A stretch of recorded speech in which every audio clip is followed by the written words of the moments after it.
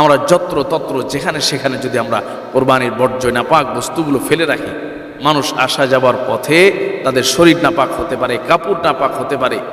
আমাদের বাসাবাড়ির পাশে যদি আমরা রেখে দেই, তাহলে আমাদের পরিষ্কার পরিচ্ছন্ন থাকতে, পবিত্র থাকতে এতে করে ব্যত্যয় ঘটবে এবং সমস্যার সৃষ্টি হবে। এই জন্য অবশ্যই একজন ইমানদারের জন্য উচিত নয় যে নির্দিষ্ট স্থান ব্যতীত যে কোনো জায়গায় কোরবানির বর্জ্য, যে কোরবানির পশুর যে সমস্ত ময়লা থাকে, বর্জ্য থাকে, সেগুলো নিক্ষেপ করবে। এটি কোনো সময় একজন ইমানদারের জন্য উচিত নয়। আসসালামু আলাইকুম ওয়া রাহমাতুল্লাহি ওয়া বারাকাতুহু। ইন্নাল হামদুলিল্লাহ ওয়াস সালাতু ওয়াস সালামু আলা রাসূলিল্লাহি ওয়া বা'দ। সম্মানিত প্রিয় দ্বীনী ভাইয়েরা, সম্মানিত প্রিয় দ্বীনী বোনেরা, এক ভাই আমাদের কাছে জানতে চেয়েছে যে কোরবানির পশুর বর্জ্য, কোরবানির পশু জবাই করার পরে কোরবানির পশু যে রক্ত, তার যে অবশিষ্ট অংশগুলো যা আমরা ভক্ষণ করি না, গ্রহণ করি না, সেই বর্জ্যগুলো আমরা রাস্তাঘাটে ফেলে অনেক সময় রাস্তাঘাট নোংরা হয়ে যায়, পরিবেশ নষ্ট হয়ে যায়। এ সম্পর্কে ইসলাম কি বলে? সম্মানিত প্রিয় দ্বীনী ভাইয়েরা, অত্যন্ত গুরুত্বপূর্ণ এবং আমাদের জীবন ঘনিষ্ঠ এবং প্রাসঙ্গিক একটি প্রশ্ন। এই প্রশ্নের উত্তরে আমরা বলতে চাই, এক নম্বর বিষয় তো হলো পবিত্রতা। আল্লাহ সুবহানাহু ওয়া তাআলা পবিত্র কোরআনুল কারীমে বলেছেন, ফীহি রিজালুন ইউহিব্বুনা আন ইয়াতাতাহহারু আল্লাহু ইউহিব্বুল মুত্তাহিরিন। আল্লাহ সুবহানাহু ওয়া তাআলা এক সম্প্রদায়ের প্রশংসা করেছেন, কারণ ওই সম্প্রদায় তারা পবিত্রতা অর্জনে গুরুত্ব দিয়েছে এবং তারা পবিত্র হওয়ার জন্য সবসময় গুরুত্ব দিয়েছে।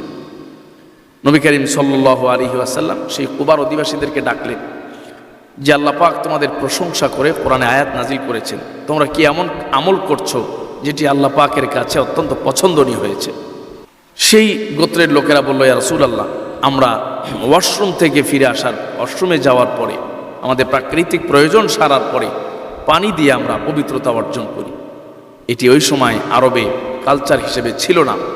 মানুষ শুধুমাত্র পাথর দিয়ে ওয়াশরুমের পরে নিজের বিশেষ জায়গা পরিষ্কার করেই তারা ক্ষান্ত করত।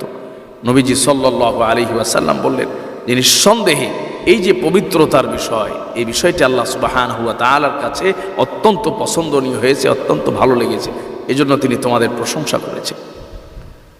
সম্মানিত ভাইয়ের, নবী করিম সাল্লাল্লাহু আলাইহি ওয়াসাল্লাম বলেছেন, আত-তুহুরু শাতরুল ঈমান, যে পবিত্রতা হলো ঈমানের অঙ্গ, ঈমানের অংশ।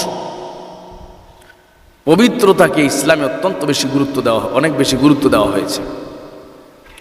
এজন্যই কোরবানির বর্জ্য এটা আমাদের পবিত্রতার অংশ। এক নম্বর হলো আমাদের পবিত্রতার অংশ। আমরা যত্র তত্র যেখানে সেখানে যদি আমরা কোরবানির বর্জ্য নাপাক বস্তুগুলো ফেলে রাখি, মানুষ আসা যাবার পথে তাদের শরীর নাপাক হতে পারে, কাপড় নাপাক হতে পারে। আমাদের বাসাবাড়ির পাশে যদি আমরা রেখে দেই, তাহলে আমাদের পরিষ্কার পরিচ্ছন্ন থাকতে, পবিত্র থাকতে এতে করে ব্যত্যয় ঘটবে এবং সমস্যার সৃষ্টি হবে। এই জন্য অবশ্যই একজন ইমানদারের জন্য উচিত নয় যে নির্দিষ্ট স্থান ব্যতীত যে কোনো জায়গায় কোরবানির বর্জ্য, যে কোরবানির পশুর যে সমস্ত ময়লা থাকে, বর্জ্য থাকে, সেগুলো নিক্ষেপ করবে। এটি কোনো সময় একজন ইমানদারের জন্য উচিত নয়।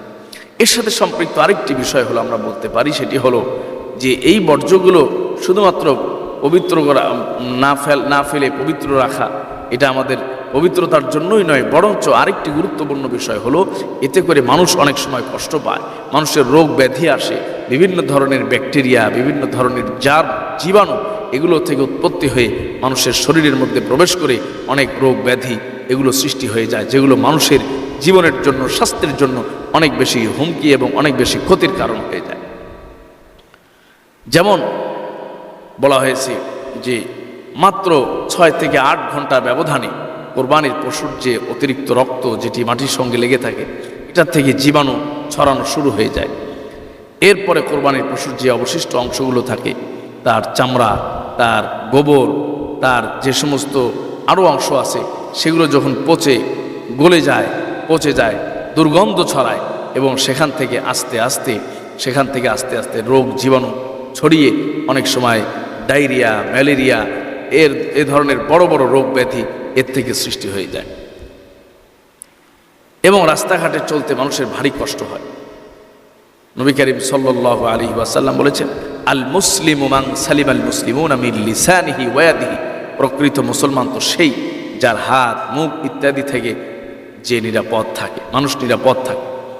তো আমার কোরবানি একটা আমল করতে গিয়ে আমি রাস্তায় বর্জ্য ফেলে রাখলাম, আমার প্রতিবেশীর বাড়ির সামনে, আমার বাড়ির আশপাশে আঙ্গিনায় ফেলে রাখলাম, সেগুলোর কারণে মানুষের রাস্তা আসা যাওয়া করতে কষ্ট হলো, অথবা এগুলোর থেকে জীবাণু ছড়িয়ে মানুষ রোগাক্রান্ত হলো, তাহলে আমার এই কোরবানিটা কোনো সময় পরিপূর্ণ কোরবানি হলো না, বরং আমার এই কোরবানি করার মাধ্যমে আরও মানুষ বেশি কষ্ট পাচ্ছে, মানুষের কষ্টের কারণ হচ্ছে। এটি কোনো সময় একজন ইমানদারের জন্য উচিত নয়। নবীজি সাল্লাল্লাহু আলাইহি সাল্লাম বলেছেন, ইমানের 70টির উপরে শাখা রয়েছে, তার মধ্যে একটি শাখা হলো, একটি অংশ হলো মানুষের রাস্তা থেকে মানুষের কষ্টদায়ক বস্তু সরিয়ে ফেলা। সেখানে আমি যদি আর উপর্যুপরি সেখানে কষ্টদায়ক বস্তু ফেলে রাখি, এটা অবশ্যই আমার ইমানের সাথে সাংঘর্ষিক, আমার আমলের সাথে সাংঘর্ষিক এবং আমার ইসলামের সাথে সাংঘর্ষিক। সম্মানিত প্রিয় দিনী ভাইয়েরা, এই জন্য আমরা যারা কোরবানি করছি, আসুন আমরা সকলেই কোরবানি করি আল্লাহকে রাজি খুশি করার জন্য। ইবাদত হিসাবে আমরা এই কোরবানির বিষয়টিকে আমরা নেই, এবং সাথে সাথে এই কোরবানি করার পরে যেন এর বর্জ্য, এর ময়লা আবর্জনা যা আছে এগুলোর দ্বারা যেন আমার প্রতিবেশী, আমার এলাকাবাসী, যেন আমার শহরবাসী, নগরবাসী যেন ক্ষতিগ্রস্ত না হয়, কোনো ধরনের কষ্ট তাদের না হয়, এ ব্যাপারে আমরা সচেষ্ট থাকি।